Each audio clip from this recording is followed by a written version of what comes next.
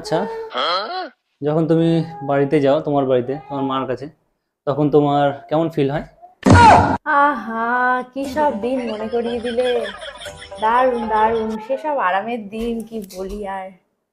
খুব খুব মজা হয়। এই ধরো যেমন কোনো টেনশনই থাকে না, সারাদিন শুয়ে বসে থাকো, যখন যা খেতে ইচ্ছে হয় মাকে বলো। হ্যাঁ, সেটাই। মানে এই রান্না বান্নার কোনো ঝামেলাই থাকে না, না বাসন মাজার, না কাপড় কাচার, কোনো ঝামেলাই থাকে না। মনে হ্যাঁ, হয় যেন সেই 16-17 বছরে ফিরে গেছি।